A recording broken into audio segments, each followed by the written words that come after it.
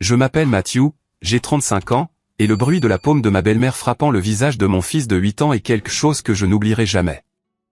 Avant de vous raconter comment 6 petits mots ont fait chuter une dynastie et coûter à une femme cruelle son domaine de plusieurs millions de dollars, dites-moi d'où vous écoutez dans les commentaires. Je veux savoir qui est avec moi dans cette histoire. Cela a commencé sur le parking. Cela aurait dû être mon premier avertissement.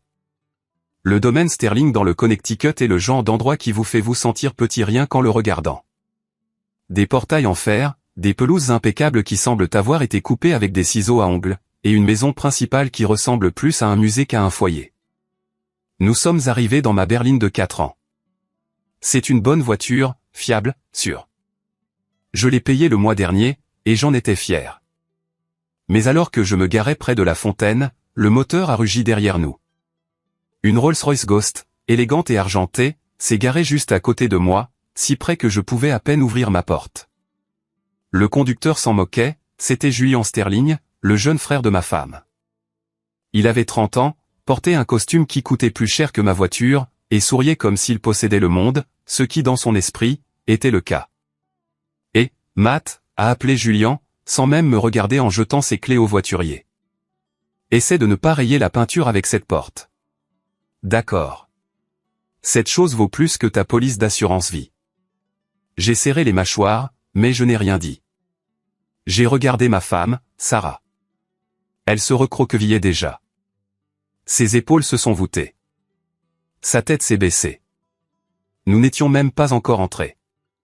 Et elle était déjà terrifiée. C'était le pouvoir de la famille Sterling. Ils n'avaient pas seulement de l'argent. Ils avaient une façon de faire en sorte que tout le monde se sente comme de la boue. Ignore-le, lui ai-je murmuré, en lui serrant la main. Nous sommes là pour Thanksgiving. Nous mangeons, nous endurons, nous partons pour Léo. Léo, mon fils, était sur le siège arrière, serrant son carnet de croquis. C'était un enfant calme, sensible, le genre de garçon qui sauverait une araignée plutôt que de l'écraser. Il détestait venir ici. Il savait, même à 8 ans, qu'il n'était pas le bienvenu. « Est-ce qu'on doit y aller, papa ?» a-t-il demandé, ses grands yeux bruns me regardant dans le rétroviseur. « Juste pour quelques heures, mon pote, ai-je dit, affichant un visage courageux. Ensuite, nous pourrons rentrer à la maison et faire notre vrai Thanksgiving. Pizza et film. » Il a un peu souri à ça. D'accord, pizza et film. Nous sommes entrés. La maison sentait les bougies chères et l'argent ancien. Eleanor Sterling, ma belle-mère, nous attendait dans le hall. Elle avait 68 ans, mais elle en paraissait 50 grâce aux meilleurs chirurgiens esthétiques de New York. Elle portait des perles probablement plus anciennes que le pays et un sourire qui n'atteignait pas ses yeux. « Sarah » a-t-elle dit, offrant une joue froide pour un baiser. « Tu as l'air fatiguée. Tu travailles toujours à ce petit boulot ?» Sarah était bibliothécaire. Elle aimait ça. Mais pour Eleanor, tout ce qui n'impliquait pas de réunion de conseil d'administration ou de gala de charité était un petit boulot. « C'est bon de vous voir, maman » a dit Sarah, sa voix à peine un murmure. Eleanor s'est tournée vers moi, son regard a balayé mon costume, trouvant chaque fil lâche, chaque imperfection. « Matthew, je vois que vous portez toujours ce charmant ensemble. »« Joyeux Thanksgiving, Eleanor » ai-je dit, gardant ma voix stable. Puis elle a regardé Léo. Son expression ne s'est pas adoucie. Elle s'est durcie. Et le garçon, essayez de l'empêcher de casser quoi que ce soit cette fois, voulez-vous? Le vase dans le couloir est de la dynastie Ming. Salut, grand-mère, a dit Léo, regardant ses chaussures. Elle ne lui a pas répondu. Elle s'est juste tournée et est entrée dans le grand salon. Le dîner est dans 20 minutes. Ne soyez pas en retard. Le dîner était un désastre en puissance. La salle à manger était dressée pour 20 personnes. Verre en cristal, couvert en argent, assiette en porcelaine bordée d'or. C'était beau, froid et terrifiant. Je me suis assis à côté de Sarah. Léo était de mon autre côté. Le reste de la table était rempli de parents Sterling. Tantes, oncles, cousins, tous bruyants, tous riches, tous nous ignorants. Arthur Sterling, mon beau-père, était assis en bout de table. C'était l'ombre d'un homme. Il m'a fait un signe de tête une fois, un mouvement rapide et nerveux du menton avant de plonger son nez dans son verre de vin. Il ne tenait jamais tête à Eleanor. Jamais. Les ennuis ont commencé quand Léo s'est levé pour aller aux toilettes. Quand il est revenu, il était confus. La table était bondée. Les gens avaient déplacé des chaises pour parler, et il avait perdu ses repères. Il a vu une chaise vide près du bout de la table. C'était une grande chaise ornée, avec un revêtement en velours. Elle avait l'air confortable, innocente. Léo y est monté. La pièce est devenue silencieuse. C'est arrivé si vite que je n'ai pas pu l'arrêter. Le bavardage a cessé instantanément. Les fourchettes se sont arrêtées à mi-chemin des bouches. Tous les regards se sont tournés vers le bout de la table. Eleanor s'est levée. Elle n'était pas juste en colère. Elle tremblait. Descends, a-t-elle sifflé. Léo s'est figé. Il a regardé autour de lui, les yeux écarquillés, terrifié. Quoi? C'est la chaise d'Harold, a crié Eleanor, sa voix se brisant comme un fouet. C'est la chaise du patriarche. Comment oses-tu, petit, maman, il ne savait pas, a plaidé Sarah, se levant. C'est juste un enfant. Il sait, a hurlé Eleanor, pointant un doigt manucuré vers mon fils. Il sait qu'il n'a pas sa place ici. Il l'a toujours su. Regardez-le. Ce n'est pas un sterling. C'est du sang de bâtard. Du sang de bâtard. Les mots sont restés suspendus dans l'air comme une fumée toxique. Mon sang s'est glacé. J'ai commencé à me lever pour atteindre mon fils, mais Eleanor était plus proche. Elle s'est déplacée plus vite que je ne l'aurais cru possible pour une femme en talons. Elle a tendu la main et a attrapé le bras de Léo, le tirant. Sors de cette chaise. Léo a essayé de descendre en se débattant, mais il était emmêlé dans la nappe. Il a glissé. Et puis elle l'a giflé. C'était un son sec et claquant, plus fort que le silence. Sa paume a frappé durement sa joue. Léo a halté. La force du coup l'a déséquilibré. Il est tombé de la chaise et a heurté le parquet en bois avec un bruit sourd. Léo, a hurlé Sarah, mais elle n'a pas bougé. Elle est restée là, les mains sur la bouche, paralysée par une vie entière de peur. J'ai bougé. J'ai traversé la pièce en deux enjambées. Je me suis agenouillé à côté de mon fils. Il était recroquevillé, tenant son visage. Il ne pleurait pas. C'était le pire. Il était trop effrayé pour pleurer. Il tremblait, son petit corps vibrant contre le sol. C'est bon, ai-je murmuré, le serrant dans mes bras. Je te tiens. Papa est là. J'ai regardé son visage. Une empreinte de main rouge apparaissait déjà sur sa peau pâle. Je me suis levé, soulevant Léo avec moi. Il a enfoui son visage dans mon cou, se cachant d'elle. La pièce était silencieuse.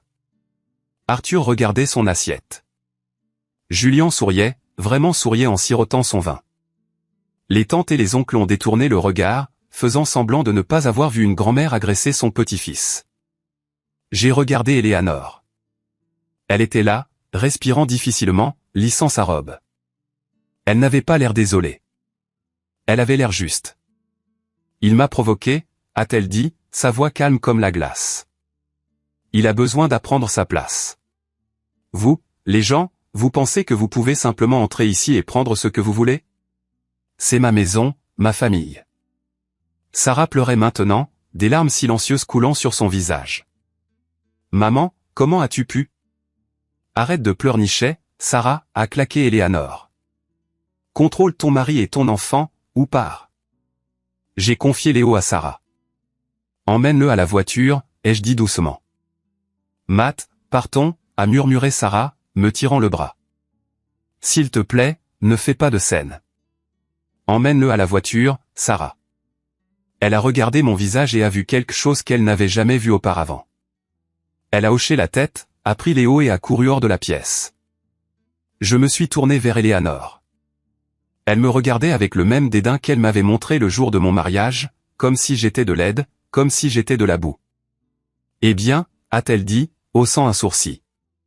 Allez-vous vous excuser pour son comportement? J'ai tendu la main vers la poche intérieure de ma veste. J'avais porté une enveloppe toute la soirée. C'était censé être une surprise pour plus tard. Une notification légale que j'avais reçue ce matin-là, quelque chose que je ne savais pas comment gérer. Mais maintenant je savais exactement comment la gérer.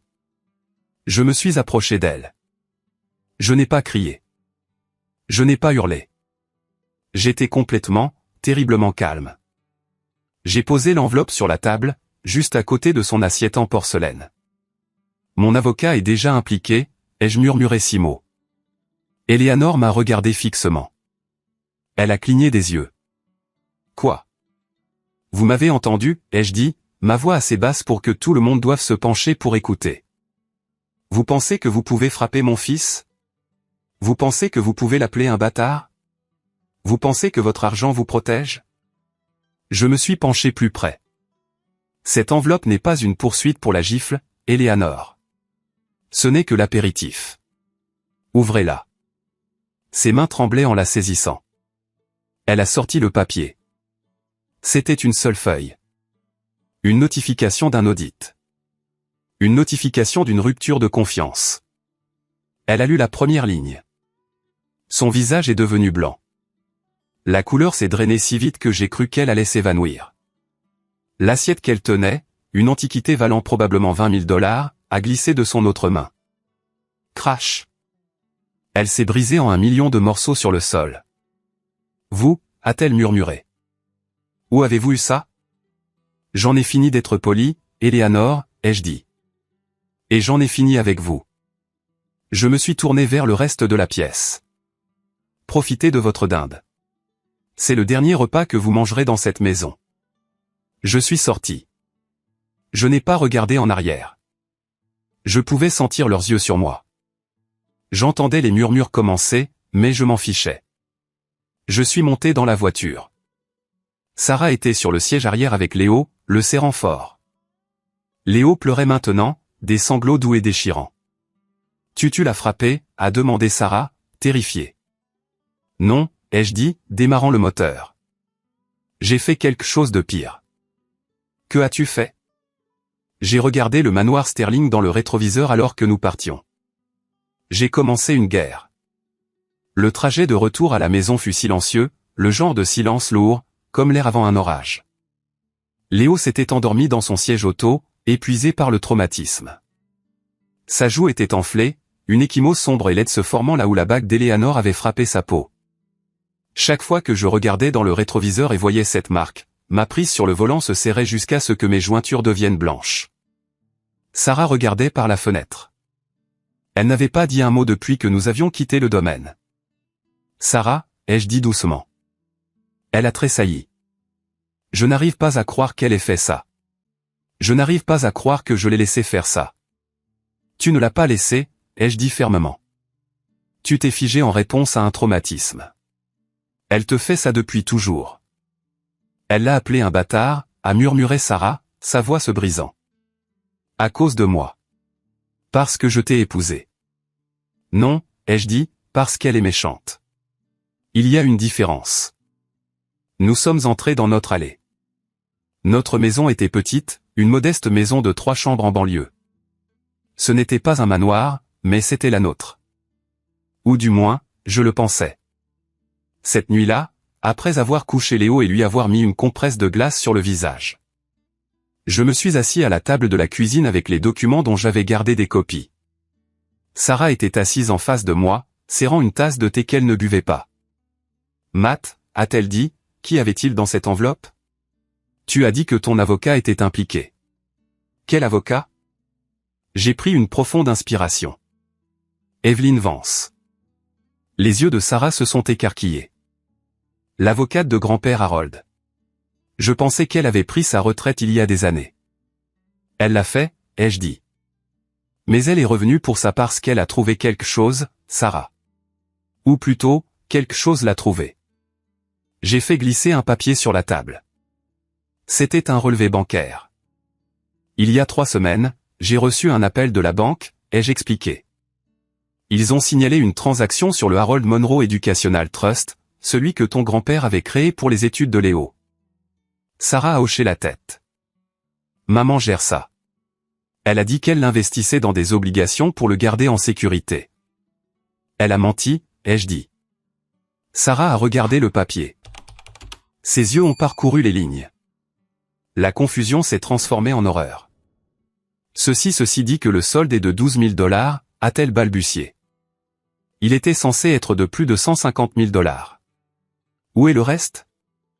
Regardez les retraits, ai-je dit, montrant les sections surlignées. 12 septembre, 35 000 $. Entrepreneur rénovation cuisine. 4 octobre, 12 000 $. Hermès Paris. 1er novembre, 50 000 $.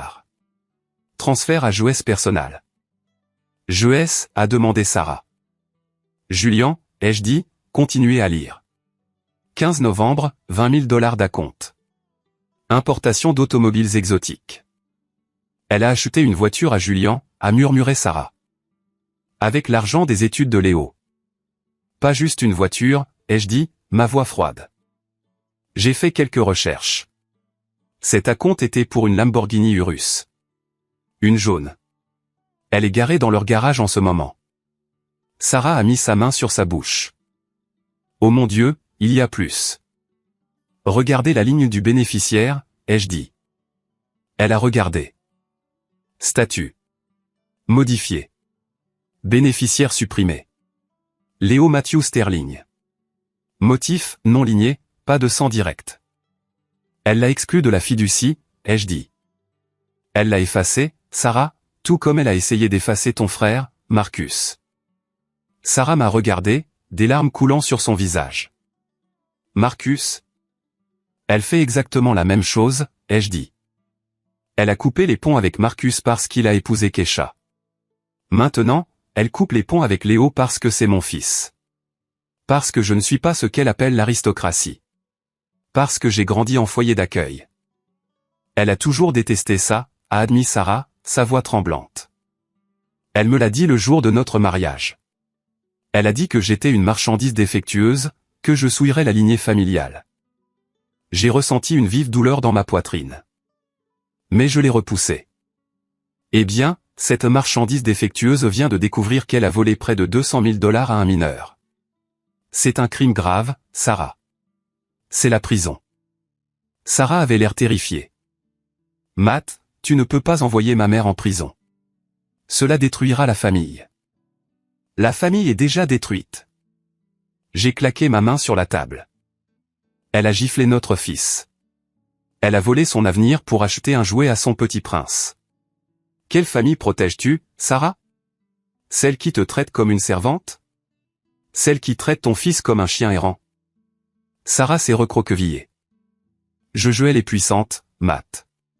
Tu ne sais pas de quoi elle est capable. Elle a des relations. Des juges, des politiciens. Si nous la combattons, elle nous écrasera. Laisse-la essayer, ai-je dit. J'ai Evelyn Vance et j'ai autre chose. Quoi? J'ai la vérité. Et pour la première fois de ma vie, je n'ai pas peur de l'utiliser. Je me suis levé et je suis allé à la fenêtre. J'ai regardé la rue sombre. Je me souviens quand nous nous sommes mariés, ai-je dit doucement. J'ai signé ce contrat de mariage, celui qu'elle m'a fourré sous le nez 5 minutes avant la cérémonie. Je l'ai signé parce que je t'aimais. Je l'ai signé parce que je me fichais de son argent. Je voulais juste une famille. Je me suis tourné vers Sarah. J'ai grandi sans une. Tu te souviens, de foyer en foyer. Je me suis promis que lorsque j'aurais un enfant, il ne se sentirait jamais mal aimé. Il ne se sentirait jamais mal à l'aise. J'ai pointé l'étage vers la chambre de Léo. Ce soir, mon fils m'a demandé pourquoi grand-mère le déteste. Il m'a demandé si c'était sa faute. Sarah sanglotait. Je ne le laisserai pas se sentir comme ça, ai-je dit, pas un jour de plus. Demain, je déposerai une pétition pour la destituer de son rôle de fiduciaire. Je la poursuivrai pour le remboursement des fonds et je porterai plainte pour agression. Sarah a essuyé ses yeux. Elle a regardé les documents, puis moi. Je pouvais voir la guerre en elle. La peur de sa mère contre l'amour pour son fils. Elle viendra nous chercher, a murmuré Sarah. Elle essaiera de tout prendre. Elle m'a menacé une fois. Il y a des années, elle m'a dit que si jamais je m'opposais à elle, elle s'assurerait que je me retrouve sans rien. Exactement comme Marcus. Laisse-la venir, ai-je dit. Nous ne sommes pas Marcus. Nous savons ce qu'elle est maintenant. Juste à ce moment-là, mon téléphone a vibré sur la table. Il était tard, après minuit. Je l'ai décroché. Un message d'un numéro inconnu. Revoyez votre contrat de travail. Clause de turpitude morale. Article 4. Vous voudrez peut-être commencer à chercher un nouvel emploi. Une photo était jointe. Une photo de moi quittant le domaine Sterling plus tôt ce soir-là, prise par une caméra de sécurité. Qui est-ce? A demandé Sarah. C'est Julien, ai-je dit, en lui montrant le téléphone. Il menace mon emploi. Je travaillais comme architecte paysagiste pour une entreprise qui faisait beaucoup d'affaires avec le cercle Sterling. Eleanor avait de l'influence. Tu vois, a crié Sarah. Ça commence. Matt, s'il te plaît. On pourrait peut-être négocier. Si on s'excuse, s'excuser. Je l'ai regardé, stupéfait. Pourquoi? Pour que le visage de notre fils serve de punching ball? Non, mais pour la scène. Pour la menace d'avocat. Si on recule, peut-être qu'elle remettra l'argent. Peut-être qu'elle nous laissera tranquilles. Elle ne nous laissera jamais tranquilles, ai-je dit. Elle sent la peur, Sarah. Si nous reculons maintenant, elle nous possédera pour toujours. Elle possédera Léo. J'ai tapé une réponse au numéro.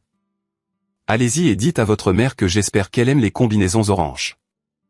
J'ai envoyé. Matt, a halté Sarah. Je vais me coucher, ai-je dit. J'ai une réunion avec Evelyne le matin. Tu dois décider de quel côté tu es, Sarah. Parce qu'il n'y a plus de juste milieu. Je suis monté à l'étage, laissant ma femme seule dans la cuisine avec la preuve de la trahison de sa mère. Je ne savais pas si elle me suivrait.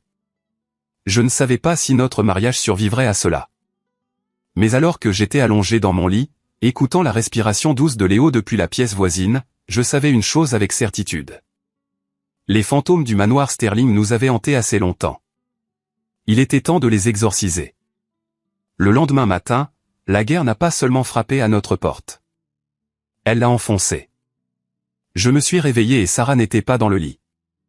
Mon cœur a battu la chamade d'une seconde, pensant qu'elle était partie. Qu'elle était retournée chez sa mère comme elle menaçait toujours de le faire quand les choses devenaient difficiles. Mais alors j'ai senti le café. Je l'ai trouvée dans la cuisine, toujours en pyjama, fixant son téléphone. Elle avait l'air pâle. « Qu'est-ce que c'est ?» ai-je demandé, me versant une tasse. « Ma carte de crédit a été refusée », a-t-elle dit, sa voix creuse. J'ai essayé de commander des courses en ligne, refusé. Fonds insuffisant. J'ai froncé les sourcils. C'est impossible. Nous avons des économies. J'ai ouvert notre application bancaire. Mon estomac s'est noué. Le compte joint, $0. Le compte d'épargne, $0. Elle l'a vidé, ai-je murmuré. Comment diable a-t-elle vidé nos comptes? Le compte joint est lié à l'ancien compte fiduciaire familial, a dit Sarah, ses mains tremblantes. Depuis que j'étais à l'université. Maman est toujours signataire. Je ne l'ai jamais retiré. Je n'ai pas pensé, tu n'as pas pensé qu'elle volerait sa propre fille, ai-je terminé pour elle. Elle l'a vidé.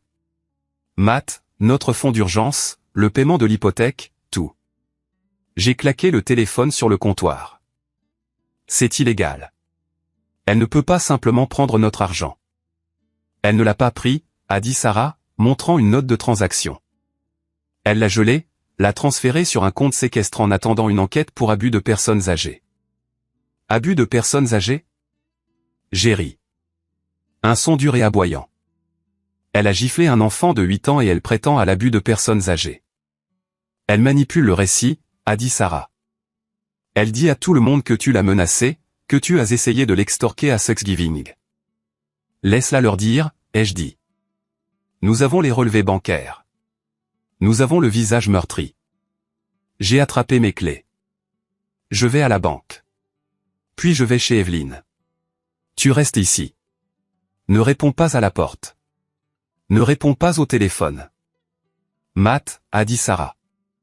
Elle s'est levée. Je viens avec toi. Je l'ai regardé. Vraiment? Elle a pris notre argent, a dit Sarah, sa voix trouvant un tranchant soudain. Elle a frappé mon fils, et maintenant elle essaie de nous affamer. J'en ai assez d'avoir peur, Matt. Elle a couru à l'étage pour se changer. 5 minutes plus tard, nous étions en voiture. Nous avons déposé Léo chez mon ami Dave. Dave était un grand gaillard, un ancien flic. Personne ne passe le portail, il m'a promis. Occupe-toi de tes affaires. À la banque, c'était une impasse. Le directeur, un type qui jouait clairement au golf avec Arthur Sterling, nous a fait tourner en rond. C'est une affaire familiale complexe, a-t-il dit en transpirant. Nous devons suivre le protocole. Protocole? Je me suis penché sur son bureau. Le protocole, c'est du vol. Je veux que mon argent soit libéré. Je ne peux pas faire ça, monsieur, a-t-il dit. Pas tant que le blocage légal n'est pas levé. Nous avons quitté la banque sans rien. Prochaine étape, le bureau d'Evelyn Vance. Evelyn avait 70 ans. Elle était vive comme l'attaque et fumait de fines cigarettes qui sentaient les clous de girofle. Son bureau était dans un immeuble en briques brunes dans la ville, rempli de livres et de l'odeur de vieux papier.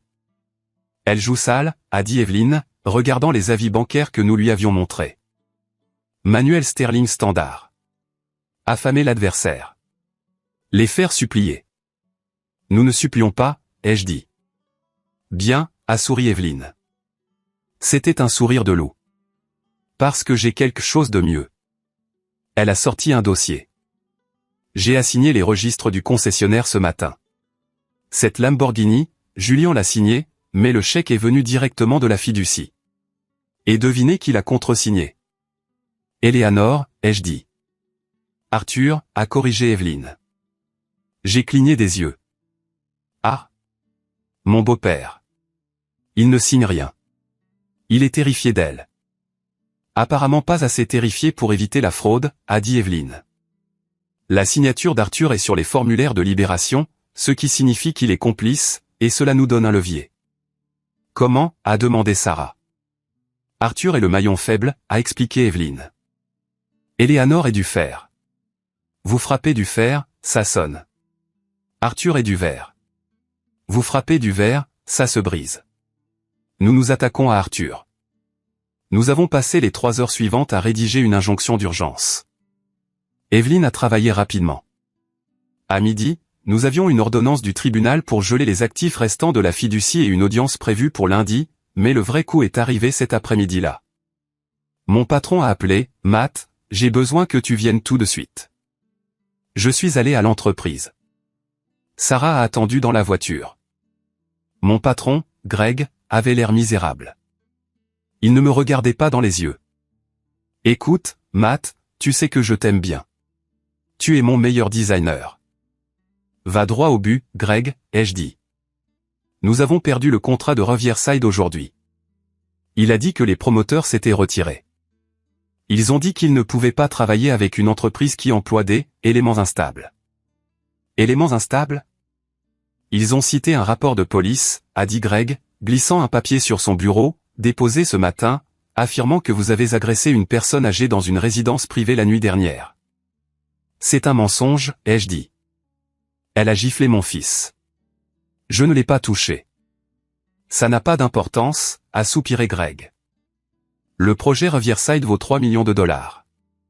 Les Sterling. Ils connaissent du monde, Matt. Ils ont menacé de mettre l'entreprise sur liste noire si je ne vous renvoyais pas. Alors, vous me virez? Je vous mets en congé sans solde illimité, a dit Greg. Jusqu'à ce que ça s'éclaircisse. Je suis désolé, Matt. J'ai aussi une famille. Je suis sorti du bureau, portant une boîte de mes affaires. Quand je suis arrivé à la voiture, Sarah a vu la boîte. Elle n'a pas posé de questions. Elle savait. Elle a commencé à pleurer. Je suis désolé. Je suis tellement désolé. Tout est de ma faute. Non, ai-je dit, en mettant la boîte dans le coffre. C'est la guerre. Je me suis assis sur le siège conducteur et je me suis tourné vers elle. Sarah, écoute-moi. Ils ont pris mon emploi. Ils ont pris notre argent. Ils ont blessé notre fils. Ils pensent que cela nous brise. J'ai démarré la voiture, mais ils ont oublié une chose. Quoi, a-t-elle reniflé. Je n'ai plus rien à perdre. Et un homme qui n'a rien à perdre est l'homme le plus dangereux sur Terre. Nous sommes rentrés à la maison, mais je ne suis pas entré. J'ai déposé Sarah et lui ai dit que j'avais une course à faire. Où vas-tu, a-t-elle demandé. Chercher le verre, ai-je dit. Et le briser. Je me suis rendu dans un petit restaurant en bordure de la ville, un endroit appelé le Rusty Spoon. Je savais qu'Arthur Sterling s'y rendait tous les vendredis après-midi pour prendre un café et une tarte, seul. C'était sa seule échappatoire à Eleanor. Je suis entré. Il était là, assis dans une cabine à l'arrière, lisant un journal. Il avait l'air petit, abattu. Je me suis glissé dans la cabine en face de lui. Il a sursauté, manquant de renverser son café. Matthew, Arthur, ai-je dit. Vous ne devriez pas être ici, a-t-il murmuré, regardant autour de lui nerveusement. Si Eleanor le sait, Eleanor n'est pas là, ai-je dit. Il n'y a que nous. J'ai posé la copie de la facture de la Lamborghini sur la table. Vous avez signé ça, ai-je dit. Arthur a regardé le papier. Son visage est devenu gris. J'ai dû. Elle m'a forcé. Elle vous a forcé à voler votre petit-fils, ai-je demandé. Elle vous a forcé à commettre une fraude? Vous ne comprenez pas, a plaidé Arthur. Elle contrôle tout. L'argent, la maison. Si je ne fais pas ce qu'elle dit, elle me coupe les vivres. Je suis un vieil homme, Matt. Je n'ai nulle part où aller. Vous êtes un lâche, ai-je dit. Il a tressailli. Vous l'avez regardé frapper Léo, ai-je dit, ma voix montant. Vous l'avez regardé et vous n'avez rien fait. Tout comme vous n'avez rien fait quand elle a viré Marcus. Tout comme vous n'avez rien fait quand elle a tourmenté Sarah pendant des années. Arthur a baissé les yeux sur ses mains. J'ai essayé de l'arrêter avec Marcus une fois et elle a menacé de me dénoncer, a-t-il murmuré. Dénoncer quoi? Arthur a levé les yeux. Ses yeux étaient remplis d'un secret désespéré et terrifié. Les dettes, a-t-il dit. La fortune sterling. C'est parti, Matt. C'est parti depuis des années. Je l'ai fixé. Quoi? La maison est hypothéquée jusqu'au cou, a-t-il avoué, les mots se précipitant. Les investissements ont échoué. Nous vivons à crédit et avec des prêts depuis une décennie. Eleanor, elle refuse de réduire. Elle a besoin de l'image. Alors, elle emprunte et elle me fait signer. Donc, l'argent de la fiducie, j'ai réalisé que ce n'était pas seulement pour la voiture. Arthur a dit que c'était pour payer les intérêts des prêts, pour garder les lumières allumées un mois de plus. Elle a volé Léo pour payer sa vanité. C'était ça. La fissure dans l'armure. Arthur, ai-je dit, vous avez un choix à faire tout de suite. Vous pouvez couler avec elle parce que je vais révéler ça. Je vais montrer au monde que l'Empire Sterling est un château de cartes et quand la police viendra pour la fraude, ils verront votre signature. Il a commencé à trembler. Ou, ai-je dit, me penchant, vous pouvez m'aider. M'aider? Comment? Donnez-moi le reste, ai-je dit. Donnez-moi les registres, les vrais, pas les comptes truqués qu'elle montre à l'IRS. Donnez-moi la preuve de là où l'argent est allé. Elle va me tuer, a-t-il murmuré. Elle ira en prison, ai-je dit. Et vous, si vous coopérez, peut-être qu'Evelyn pourra vous accorder un accord. Peut-être que vous pourrez enfin être libre d'elle. Arthur m'a regardé. Pendant un instant, j'ai vu le fantôme de l'homme qu'il aurait pu être. Un père, un grand-père. Il y a une clé USB, a-t-il dit doucement. Dans le coffre-fort de la bibliothèque, elle garde le vrai grand livre là-bas. Et autre chose. Quoi d'autre? La dernière vidéo d'Harold, a dit Arthur. Avant de mourir, il a fait une vidéo. Eleanor pense qu'elle l'a détruite, mais j'en ai gardé une copie. Qu'est-ce qu'il y a sur la vidéo, Arthur? Il m'a regardé dans les yeux. La vérité sur qui possède réellement le domaine. Mon cœur battait la chamade. Allez la chercher pour moi. Je ne peux pas y retourner tout de suite. Elle me surveille. Alors ce soir, ai-je dit, je viendrai au portail arrière à minuit. Vous apporterez la clé USB. Si je me fais prendre, si vous ne le faites pas, ai-je dit, vous sauvez votre âme. Faites-le pour Léo. S'il vous plaît. Arthur a hésité. Puis lentement, il a hoché la tête. Minuit, a-t-il dit. J'ai quitté le restaurant. Mon sang chantait. Le château de cartes vacillait. Et ce soir, j'allais le faire s'écrouler.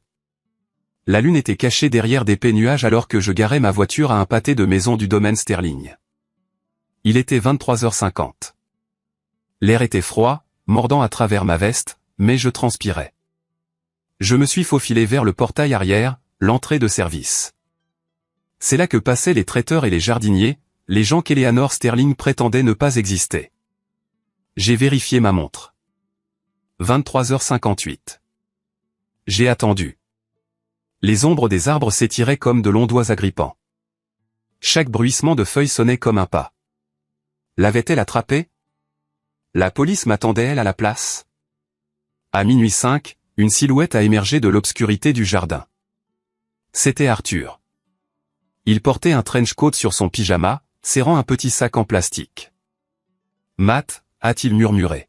« Je suis là » ai-je dit, sortant de l'ombre. Il m'a tendu le sac. À l'intérieur se trouvait une clé USB argentée. Elle me semblait lourde dans ma main, plus lourde que le plastique et le métal ne devrait l'être. On aurait dit une arme.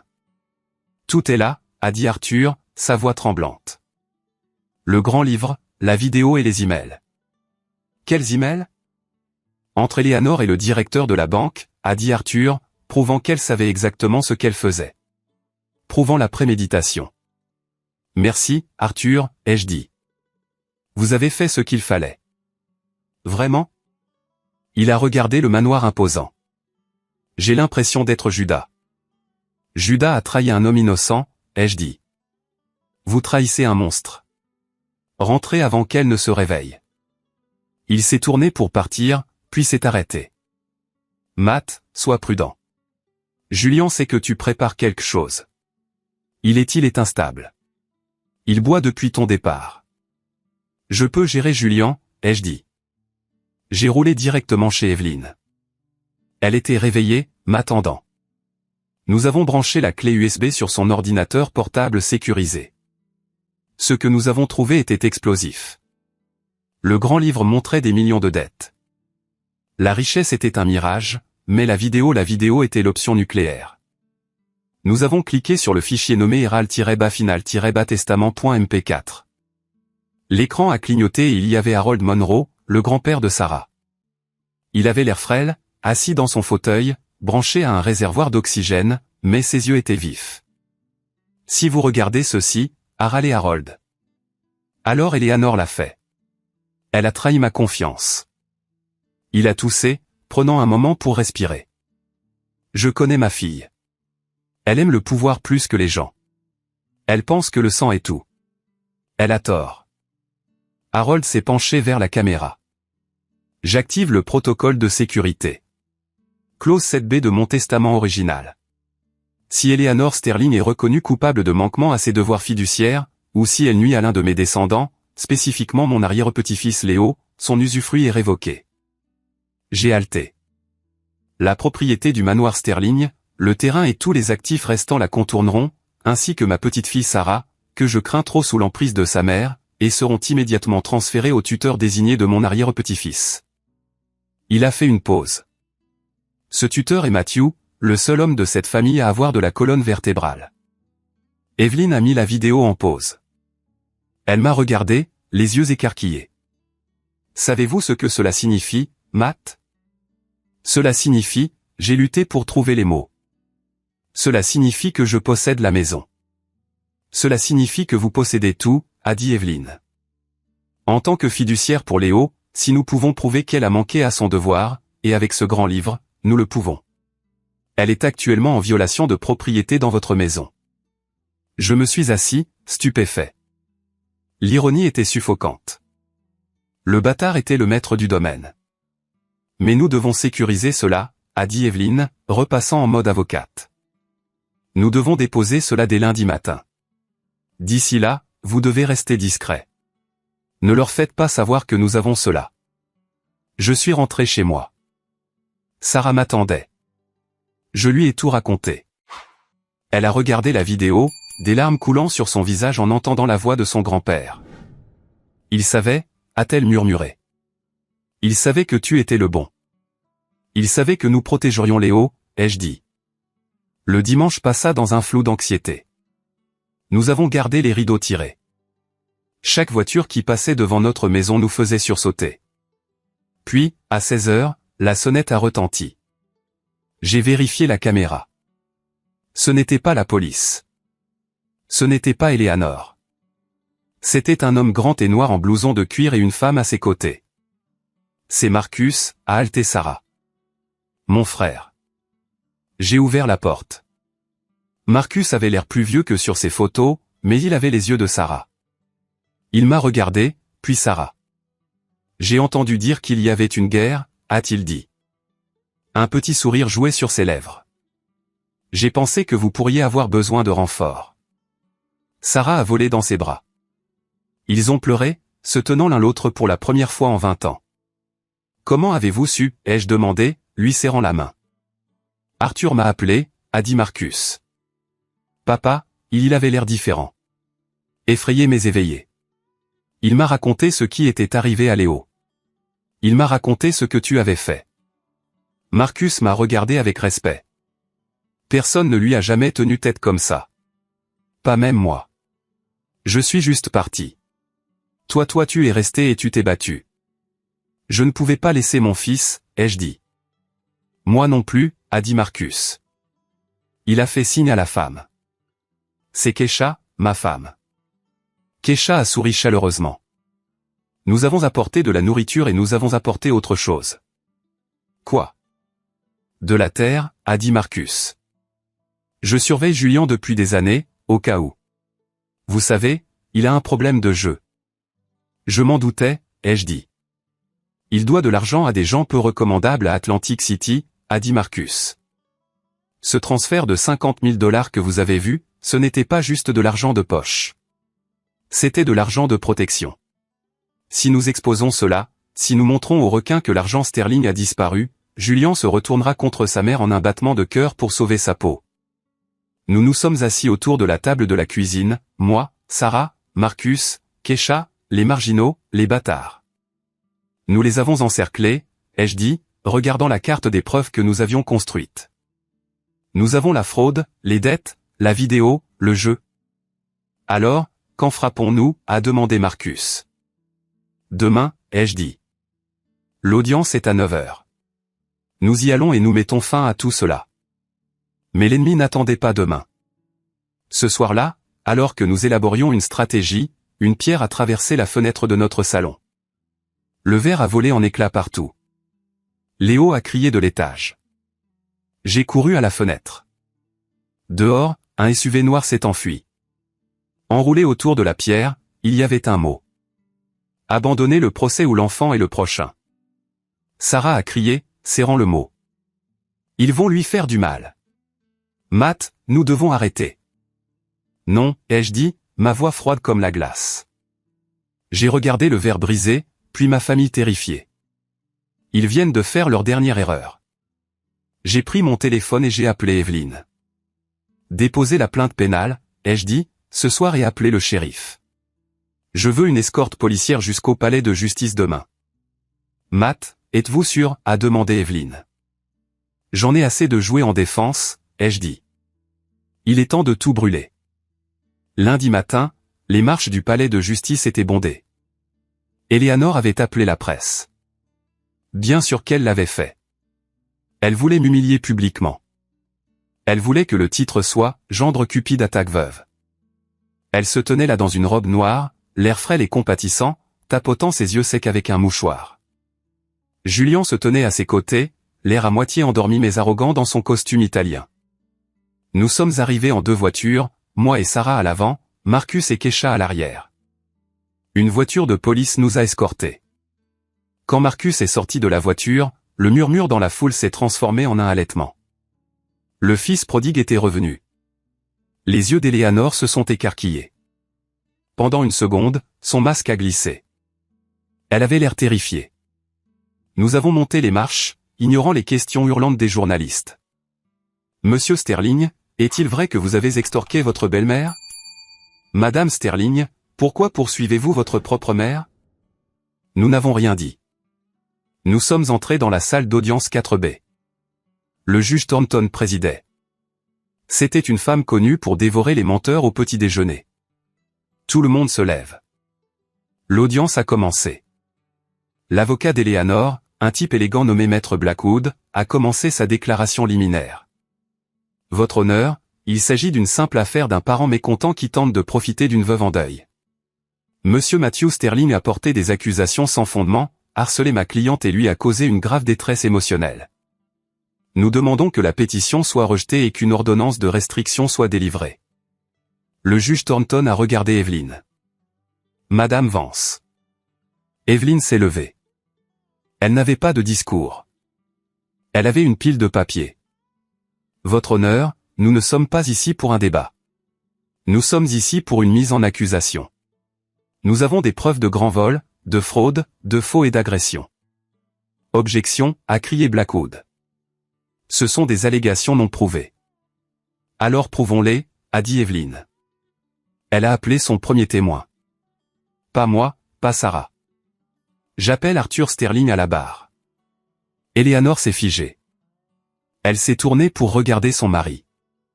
Ses yeux étaient des poignards. N'ose pas. Son regard disait. N'ose pas. Arthur s'est avancé à la barre. Il avait l'air tremblant, pâle comme s'il allait s'évanouir. Mais il s'est assis. Monsieur Sterling, a dit Evelyn, avez-vous signé un formulaire de libération pour une Lamborghini Urus achetée avec des fonds du Harold Monroe Educational Trust? Arthur a regardé Eleanor. Puis il m'a regardé. Puis il a regardé le siège vide où Léo serait. Non, a dit Arthur.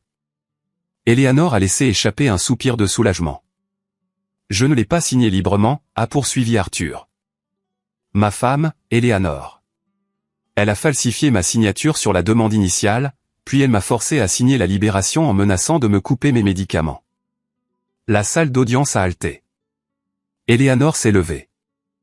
Ah, espèce de vieux fou menteur. Asseyez-vous, Madame Sterling. Le juge Thornton a frappé son marteau. Une autre crise, et je vous déclarerai en état d'outrage. Arthur a poursuivi, des larmes coulant sur son visage. Elle a tout dépensé, la fiducie, les économies. Elle a volé les enfants pendant des années pour payer ses fêtes, les dettes de Julian. Il a pointé son fils. Parlez-leur d'Atlantic City, Julian. Dites-leur où sont passés les 50 000. Julian a bondi. Tais-toi, vieil homme. Asseyez-vous, a aboyé l'huissier, se dirigeant vers Julian. Evelyn a souri. Merci, monsieur Sterling. Pas d'autres questions. Puis elle s'est tournée vers le juge. Votre honneur, nous avons des relevés bancaires prouvant le vol, mais nous avons quelque chose de plus important concernant la fiducie. Elle a branché son ordinateur portable. Je voudrais diffuser un testament vidéo du défunt Harold Monroe. Objection. Oui dire, a hurlé Blackwood. C'est un codicile vérifié au testament, votre honneur, a dit Evelyn. Authentifié par horodatage numérique. Diffusez-le, a ordonné le juge Thornton. La vidéo a été diffusée sur les grands écrans. La voix d'Harold a rempli la pièce. Si Eleanor nuit à mes descendants, son usufruit est révoqué. Eleanor a regardé l'écran, sa bouche s'ouvrant et se fermant comme un poisson. Elle ne savait pas. Elle ne savait vraiment pas. La propriété sera transférée immédiatement à Matthew. Quand ces mots ont été prononcés, le silence dans la salle d'audience était absolu. Eleanor s'est lentement tournée pour me regarder. L'arrogance avait disparu. La haine avait disparu. Tout ce qui restait était un choc pur et non frelaté. C'est un faux, a-t-elle hurlé. C'est un deepfake.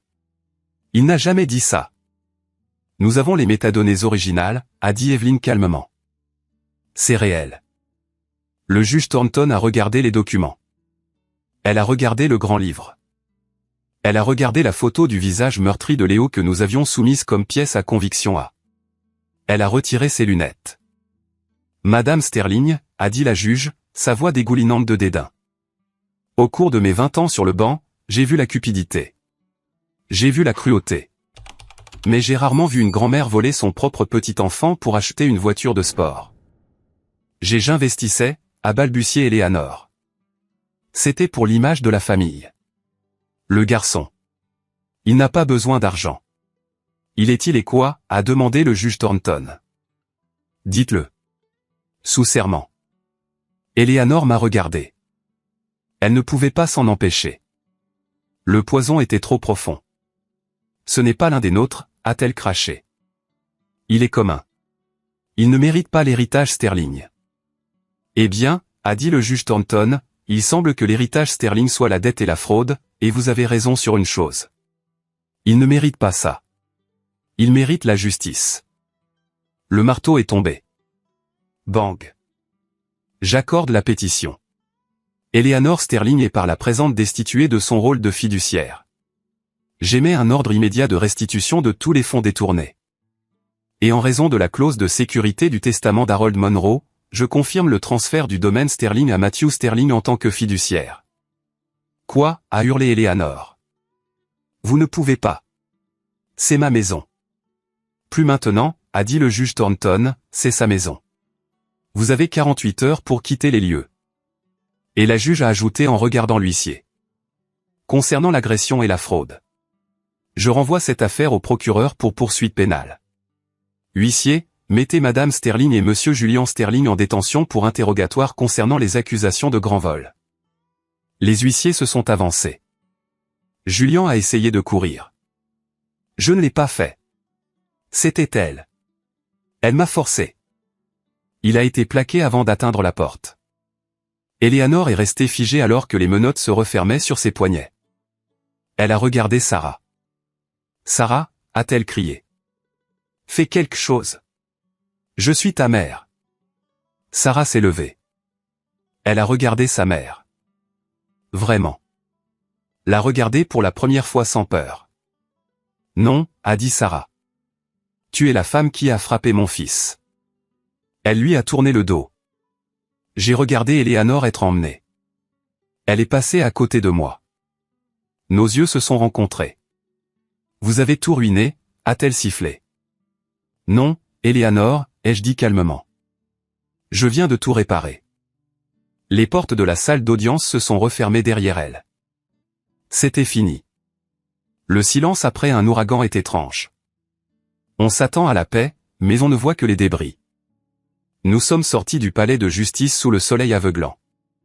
Les journalistes étaient toujours là, mais les questions avaient changé. Monsieur Sterling, comment vous sentez-vous après le verdict? Sarah, saviez-vous pour la fraude? Nous les avons ignorés et sommes montés dans la voiture. Marcus a poussé un long sifflement grave. Sacré nom, a-t-il dit. Tu ne l'as pas seulement battu. Tu l'as atomisé. Sarah tremblait. J'ai passé mon bras autour d'elle. C'est bon. C'est fait. Vraiment, a-t-elle demandé. Elle ne cessera jamais de nous haïr. Elle peut nous haïr depuis une cellule de prison, ai-je dit. Nous sommes allés directement au domaine. Nous avions 48 heures, mais le juge nous avait donné la possession immédiate pour sécuriser les actifs. Quand nous sommes arrivés aux portes, le garde de sécurité, celui qui ricanait autrefois de ma voiture, nous a vus arriver. Il a ouvert la porte immédiatement. Il savait qui était le nouveau patron. Nous avons remonté la longue allée. La Rolls-Royce avait disparu. La Lamborghini avait disparu. Saisie par la banque il y a 1 heure. La maison avait l'air différente maintenant. Elle n'avait pas l'air effrayante. Elle avait juste l'air vide. Un grand tas de pierres bâties sur des mensonges. Nous sommes entrés. Le personnel était rassemblé dans le hall, l'air nerveux. Monsieur Sterling, a dit le majordome. Nous ne savions pas. C'est bon, ai-je dit. Tout le monde garde son emploi, mais les choses vont changer ici. Je suis entré dans la salle à manger. Les morceaux brisés de l'assiette en porcelaine étaient toujours sur le sol là où elle les avait laissés à Thanksgiving. Personne n'avait osé les nettoyer. J'ai regardé le bout de la table. La chaise. La chaise d'Harold. Je m'en suis approché. J'ai passé ma main sur le velours. Léo, ai-je appelé. Nous l'avions récupéré en chemin. Il a couru dans la pièce, tenant son carnet de croquis. Il s'est arrêté quand il a vu la chaise. Il a tressailli. C'est bon, mon pote, ai-je dit. Je l'ai soulevé et l'ai assis juste au centre de la chaise. Elle l'a englouti, mais il avait l'air d'un roi. C'est ta chaise maintenant, ai-je dit. Tu peux t'asseoir ici quand tu veux. Léo a souri. Un vrai sourire hésitant. Vraiment? Vraiment. Et si quelqu'un te dit le contraire, tu lui dis de parler à ton papa. Sarah est entrée et nous a vus. Elle a recommencé à pleurer, mais cette fois, c'était des larmes de joie. Elle s'est approchée et nous a serrés tous les deux. Nous sommes à la maison, a-t-elle murmuré. Arthur n'est pas retourné à la maison. Il a déménagé chez sa sœur en Floride le lendemain. Il a envoyé une lettre d'excuse disant qu'il ne pouvait pas faire face aux souvenirs. Je ne lui en voulais pas. Julien était en liberté sous caution, mais son passeport avait été saisi. Il travaillait dans un lave-auto en ville, le seul endroit qu'il embauchait. Le karma a le sens de l'humour. Et Eleanor, elle était en cellule de détention en attendant son procès. Ses biens étaient gelés. Ses amis l'avaient abandonnée. La reine des abeilles était seule. 2 jours plus tard, je suis allé lui rendre visite. Je ne sais pas pourquoi. Peut-être que j'avais besoin de tourner la page. Elle était assise derrière la cloison vitrée, vêtue d'une combinaison orange. Elle avait l'air vieille. Le maquillage avait disparu. Ses cheveux étaient gris et plats. Elle ressemblait exactement à ce qu'elle était. Une vieille femme amère. Elle a décroché le téléphone. « Êtes-vous ici pour vous vanter ?» a-t-elle demandé. Sa voix était rauque. « Non, ai-je dit, je suis ici pour vous dire que Léo va bien. » Son ecchymose s'estompe. « Je me fiche du garçon », a-t-elle claqué. Mais il n'y avait pas de feu dans sa voix. « Je sais, ai-je dit. C'est pourquoi vous êtes ici. Et c'est pourquoi vous ne le reverrez plus jamais. Je sortirai, a-t-elle dit. J'ai des avocats. Vous avez des avocats commis d'office, ai-je corrigé. Evelyne a saisi vos comptes de provision. Vous êtes ruiné, Eleanor. Elle a tressailli. Cela lui a fait plus mal que la cellule de prison. Pourquoi, a-t-elle murmuré. Pourquoi n'avez-vous pas pu simplement connaître votre place? Je l'ai fait, ai-je dit. Ma place est de me tenir devant mon fils, de le protéger de gens comme vous. Je me suis levé pour partir. Matthew, a-t-elle appelé. Je me suis arrêté. La maison, a-t-elle dit, sa voix tremblante. Prenez soin de la maison. C'est l'héritage Sterling. Je l'ai regardé. Non, Eleanor, ai-je dit. C'est juste une maison. L'héritage, ce sont les gens qui s'y trouvent, et nous allons en construire un nouveau, un avec amour, un sans vous. J'ai raccroché le téléphone. Je suis sorti de la prison et suis allé sur le parking. Le soleil se couchait. J'ai pris une profonde inspiration. L'air avait un goût doux. Je suis monté dans ma voiture, ma berline fiable de 4 ans, et je suis rentré chez moi, pas au manoir. Nous n'allions pas y vivre. Nous allions le vendre. Chaque brique, chaque statue, chaque acre. Nous allions prendre l'argent et le placer dans une vraie fiducie pour Léo. Et nous allions acheter une belle maison normale avec un grand jardin pour qu'il puisse y jouer. Une maison où personne ne se souciait des lignées de sang. Une maison où la seule chose qui importait était que nous soyons là les uns pour les autres. 1 an plus tard, l'odeur des petits pains brûlés est distincte. Elle est âcre, acide et indubitable. Au manoir Sterling, un petit pain brûlé aurait été une catastrophe. Cela aurait entraîné le renvoi du chef, les cris d'Eleanor à propos de son incompétence, et le dîner entier aurait été retardé de 45 minutes pendant que de nouveaux petits pains étaient procurés dans une boulangerie française de la ville.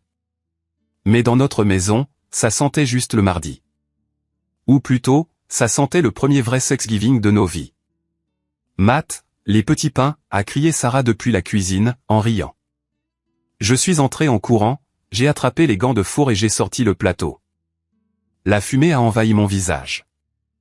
Les dessus étaient carbonisés, noirs. Ils ressemblaient à des palets de hockey. Eh bien, ai-je dit, en toussant et en chassant la fumée. Je suppose que nous aurons du pain extra croustillant cette année. Sarah s'est appuyée contre le comptoir, essuyant la farine de son front. Elle avait l'air fatiguée, mais c'était une bonne fatigue. Celle qui vient de faire quelque chose que l'on aime, et non de brandir un bouclier contre la maltraitance émotionnelle. Elle était belle. Elle avait l'air libre.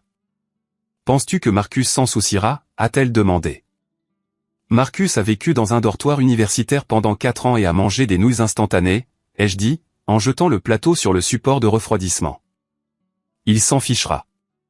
Il est juste heureux d'être ici. Nous avions déménagé 3 mois après le procès. Nous n'avons pas acheté de manoir. Nous n'avons même pas regardé les communautés fermées. Nous avons acheté une ferme à environ 40 minutes de la ville.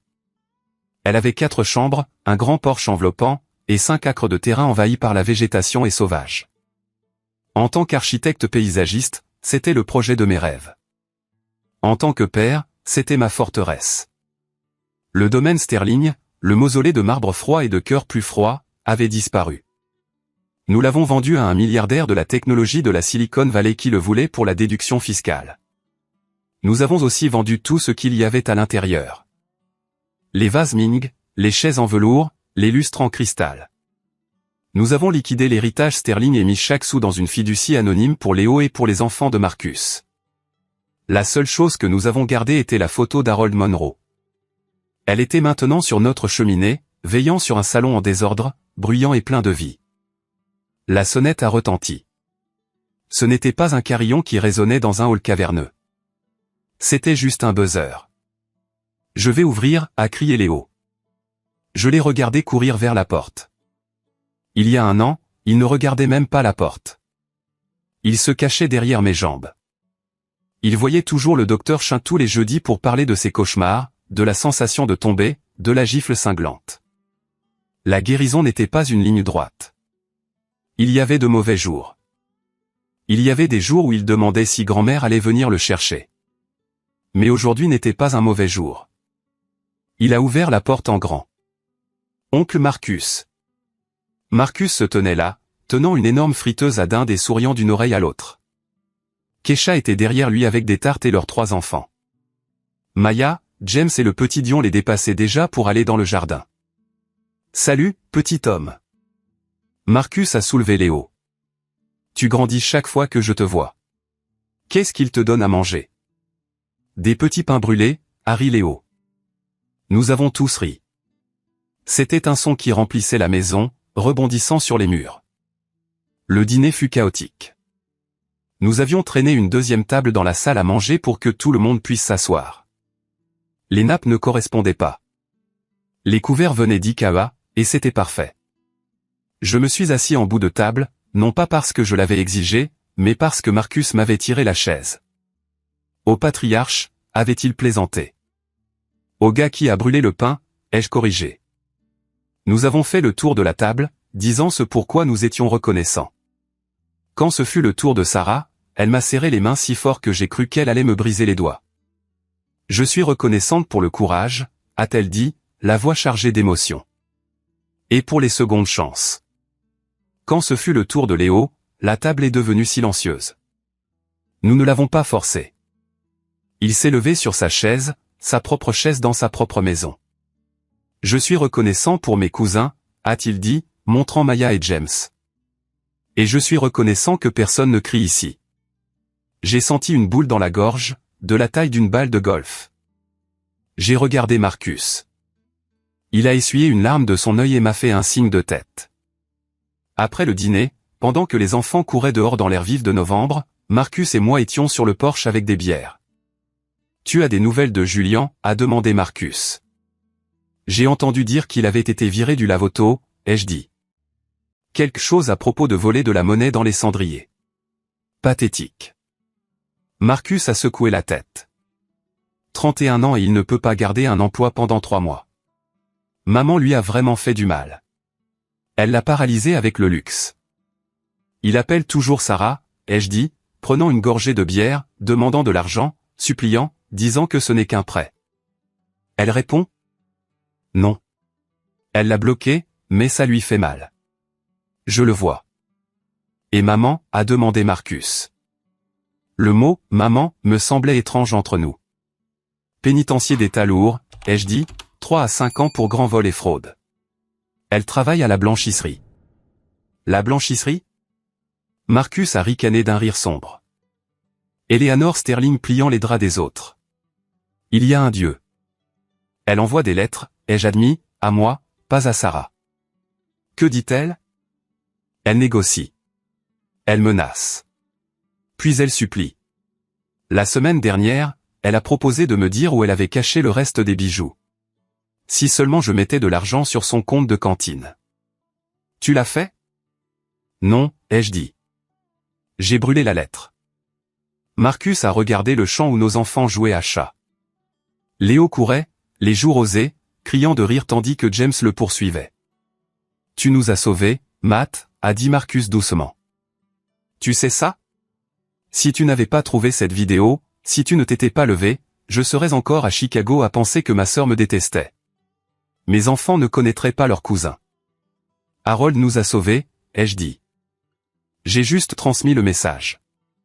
Tu étais le message, a corrigé Marcus. Harold t'a choisi pour une raison. Plus tard ce soir-là, après le départ de Marcus et de sa famille, Sarah et moi nettoyions la cuisine. La maison était de nouveau calme, mais c'était un calme chaleureux.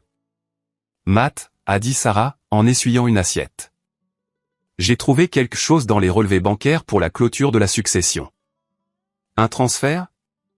Mon estomac s'est serré. Oh, un transfert vers une maison de retraite à Boca Raton, a-t-elle dit. Pour Arthur Sterling. Elle s'est tournée pour me regarder. Ses yeux cherchaient les miens. Les documents de la fiducie disaient que papa avait été coupé. Elle disait qu'il était complice. Qu'il n'avait rien eu. Il n'a rien eu, ai-je dit en frottant une casserole un peu trop fort. Alors qui a payé la maison de retraite? Matt, c'est une belle maison. Chambre privée. Vue sur l'océan. Payé pour 5 ans. J'ai arrêté de frotter. J'ai soupiré. C'est un vieil homme, Sarah, ai-je dit doucement. Et c'est ton père. Il était faible. Il était lâche. Il t'a laissé tomber 1000 fois. Mais il m'a donné la clé USB. Sans ça, nous aurions perdu. Alors, tu as payé pour ça, a-t-elle demandé. De ta propre poche. J'ai utilisé ma commission sur la vente de la Rolls-Royce, ai-je dit. J'ai pensé que c'était une justice poétique. La voiture préférée d'Eleanor payant la liberté de son mari. Sarah m'a regardé. Puis elle s'est approchée et a enroulé ses bras autour de ma taille, enfouissant son visage dans ma poitrine. Tu es un homme bon, Matthew Sterling, a-t-elle marmonné dans ma chemise. Meilleur qu'il ne le méritait. Je ne l'ai pas fait pour lui, ai-je dit, posant mon menton sur sa tête. Je l'ai fait pour moi parce que si je le laissais à la rue, je serais comme elle. Cruelle, vindicative, et je me suis promis de ne jamais être comme elle. Eh bien, Sarah s'est reculée et a souri, ses yeux humides. Tu as échoué à être Eleanor, mais tu réussis à être le meilleur mari du monde. Je prendrai ce titre, ai-je dit. Je suis monté à l'étage pour voir Léo. Il dormait, étalé sur son lit. La chambre était en désordre. Des Legos sur le sol, des dessins scotchés au mur. C'était une chambre d'enfant, pas une exposition de musée. J'ai enjambé une pile de bandes dessinées et je me suis assis sur le bord de son lit. Il a bougé, clignant des yeux. Papa, a-t-il murmuré. Salut, mon pote, je viens juste voir. Tu as passé une bonne journée. Oui, a-t-il bâillé. James a dit que j'étais rapide. Il a dit que je devrais rejoindre l'équipe d'athlétisme. Tu es rapide, j'ai souri. Peut-être que nous t'inscrirons au printemps. Il a bougé, remontant sa couette. Papa. Oui. Grand-mère ne reviendra jamais? La question est restée en suspens. C'était le monstre sous le lit. La peur que la paix soit temporaire. J'ai balayé ses cheveux de son front. L'échymose avait disparu depuis longtemps. Plus même un souvenir sur sa peau. Non, Léo, ai-je dit fermement. Elle ne reviendra pas. Elle ne peut plus te faire de mal. Ni oncle Julien. Cette maison. c'est notre forteresse. Personne n'entre sans notre invitation. Comme un château? Exactement comme un château. Et tu es le prince, il a souri, les yeux se fermant. Et tu es le roi. Je ne suis que le chevalier qui garde le portail, ai-je murmuré. Je l'ai regardé dormir longtemps.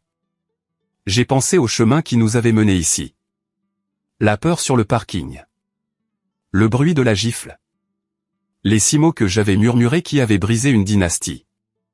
Mon avocat est déjà impliqué. Cela semble si simple maintenant. Mais à ce moment-là, c'était comme sauter d'une falaise. Nous avions reconstruit à partir des décombres.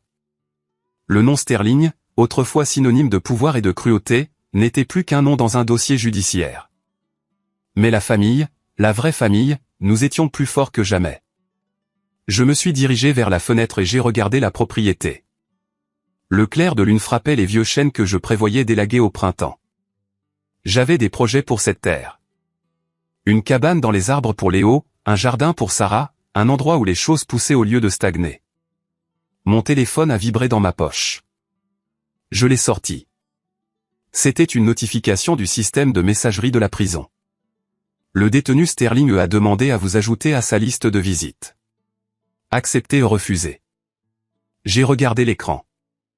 J'ai pensé à la femme qui avait appelé mon fils un bâtard. J'ai pensé à la femme qui avait volé son avenir pour acheter une voiture. J'ai pensé à la femme qui était assise dans une cellule de prison et pensait toujours qu'elle était la victime. Je ne ressentais plus de colère. Je ne ressentais plus de haine. Je ne ressentais juste rien. Elle était un fantôme et je ne crois pas aux fantômes. J'ai appuyé sur refuser. Puis j'ai bloqué le numéro. J'ai éteint le téléphone et l'ai posé sur la commode.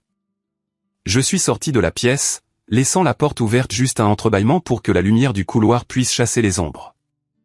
Je suis descendu et me suis versé un verre d'eau. La maison se préparait pour la nuit, les boiseries grinçaient dans l'air frais. C'était un son réconfortant, le son d'un foyer habité. Je me suis assis sur les marches du porche, regardant l'obscurité. Il faisait froid, mais ça ne me dérangeait pas. J'aimais le froid. Cela me rappelait que j'étais vivant. Cela me rappelait que je pouvais ressentir des choses. Pendant longtemps, j'ai pensé que la famille était quelque chose dans lequel on essaie. J'ai pensé que c'était une loterie. Certaines personnes comme Julien et Sarah ont gagné le gros lot. Ils ont eu le manoir, les fonds fiduciaires, l'héritage. Certaines personnes comme moi ont tiré la courte paille, des foyers d'accueil, des sacs poubelles comme valises, un sentiment constant d'être un invité dans sa propre vie. Mais j'avais tort. Harold Monroe savait que j'avais tort. Il a passé ces derniers jours, regardant sa propre chair et son propre sang se déchirer pour des bouts de papier. Et il a réalisé la vérité. Il a vu un architecte paysagiste sans pédigré, un homme que sa fille appelait bâtard. Et il a vu la seule personne qui se souciait réellement de son arrière-petit-fils. Il a vu que le sang n'est que de la biologie. L'amour est un choix. Eleanor a choisi le pouvoir. Elle a choisi l'image de la perfection plutôt que la réalité désordonnée de l'amour. Et finalement, ce choix l'a laissée avec rien d'autre qu'une cellule de béton et un reflet qu'elle ne peut probablement pas supporter de regarder. J'ai choisi Léo. J'ai choisi Sarah. J'ai choisi de me lever quand il aurait été plus facile de s'asseoir. Quand j'ai regardé Eleanor ce Thanksgiving, quand j'ai vu sa main frapper mon fils, quelque chose en moi a cédé. Mais ce n'était pas une rupture. C'était un réalignement. C'est le moment où j'ai réalisé que mon manque de pédigré était en fait mon super pouvoir. Je n'avais pas d'héritage à protéger. Je n'avais pas d'image à maintenir. Je n'avais pas à me soucier de ce que penserait le country club. Je n'avais qu'à me soucier du petit garçon qui me regardait, attendant de voir si son père était assez fort pour le sauver. Et je l'étais. C'est le véritable héritage que je laisse à Léo. Pas l'argent, bien qu'il l'ait maintenant, protégé et en sécurité. Pas la maison, mais la connaissance qu'il vaut la peine de se battre pour lui. La connaissance qu'il a sa place non pas à cause de l'ADN qu'il partage, mais parce qu'il est aimé férocement, de manière protectrice et inconditionnelle. L'Empire Sterling est poussière, mais ce que nous avons construit à sa place. Cela durera éternellement parce que nous l'avons construit sur la seule fondation qui compte. Nous étions là. Cette histoire peut ressembler à un drame sur des gens riches et un héritage, mais à la base, elle parle de quelque chose de beaucoup plus universel, les limites et l'estime de soi. Beaucoup d'entre nous, peut-être vous qui regardez ceci en ce moment, avons un sterling dans nos vies. Ce n'est peut-être pas une belle-mère riche. C'est peut-être un patron qui vous rabaisse, un frère ou une sœur qui profite de vous, ou un ami qui n'appelle que lorsqu'il a besoin de quelque chose. Ils utilisent la peur, la culpabilité ou l'obligation pour vous maintenir en ligne. Ils vous font vous sentir petit pour qu'ils puissent se sentir grands. Mon histoire est la preuve que le silence n'est pas la paix. Maintenir la paix en acceptant les abus ne fait que vous détruire de l'intérieur. J'ai attendu des années pour me lever parce que je me sentais inférieur. J'ai laissé mon passé définir ma valeur. Mais au moment où j'ai tracé une ligne dans le sable, non pas avec la violence, mais avec des limites légales et morales fermes, la dynamique du pouvoir a changé instantanément. Vous n'avez pas besoin d'une vidéo secrète ou d'un avocat comme Evelyn pour reprendre votre pouvoir. Vous avez juste besoin de réaliser que « non » est une phrase complète. Protéger votre paix et vos enfants est plus important que protéger l'ego de quelqu'un d'autre. Et rappelez-vous, la famille n'est pas toujours le sang. La famille, ce sont les gens qui respectent vos limites, qui célèbrent vos joies et qui se tiennent à vos côtés quand le monde semble s'écrouler.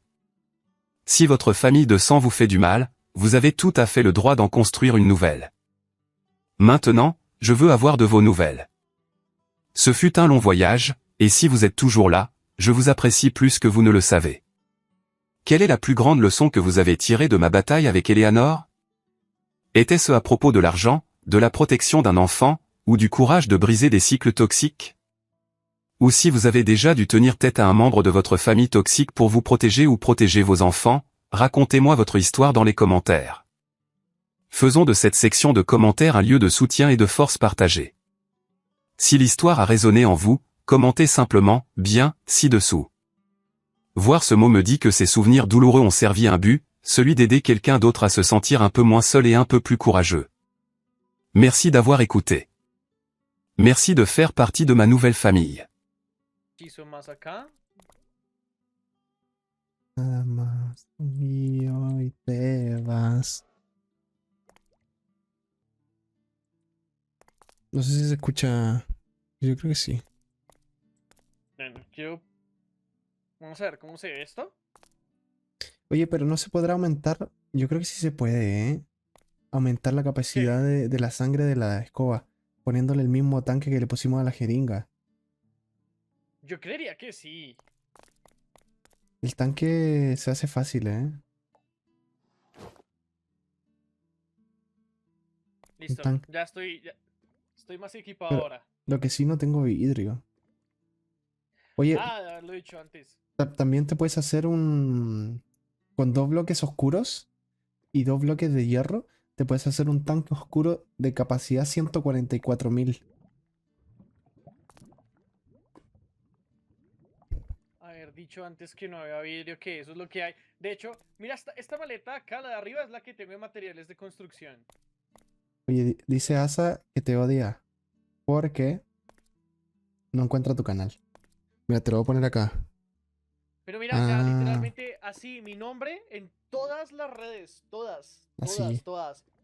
Menos en K de Satin. kilo A H S T I A N.